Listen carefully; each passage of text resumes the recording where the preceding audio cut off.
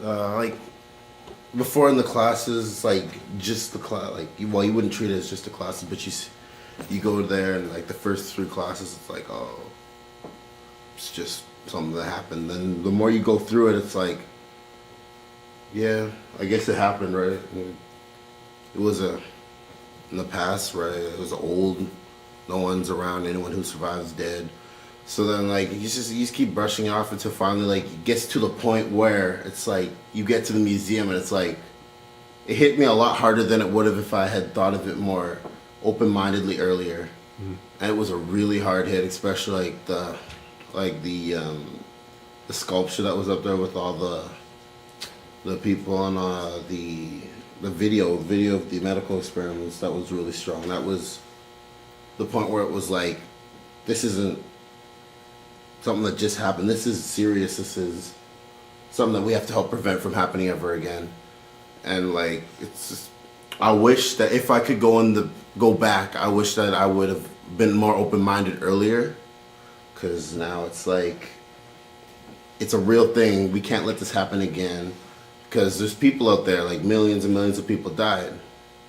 But before, if you just go to a class and say, oh, people died, here's some pictures, here's what happened, you don't really get into something. Like some people would be, oh yeah, I get it, right? But then there's some people that don't get it. Like you could write a story on the wall, people are gonna read it, it's just gonna flash through their mind, and as soon as they get back, it's gone.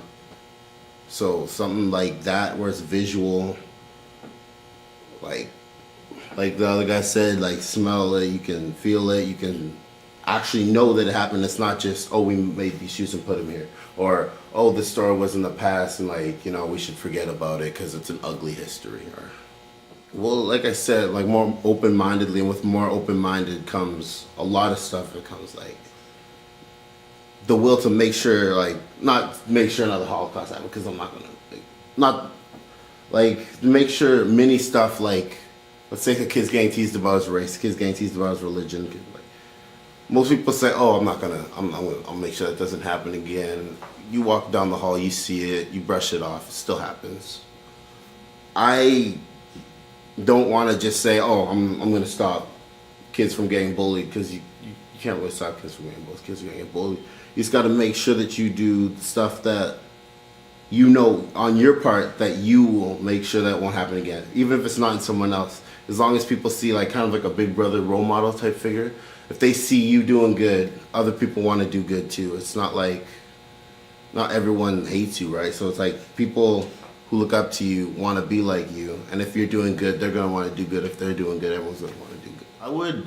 I would recommend this a lot, and like I said, I wouldn't just say, "Oh, this program is great. You should go try it." I'd say like, if you like this kind of stuff, you should really do it, because like you can't really get into people's minds just by talking. You have to like I said, get them the hands-on stuff.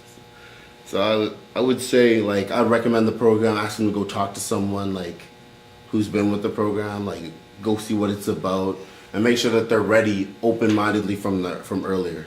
Because like I said, if they're just gonna go there because they want to go to Washington, then it will really hit you when you get to that museum.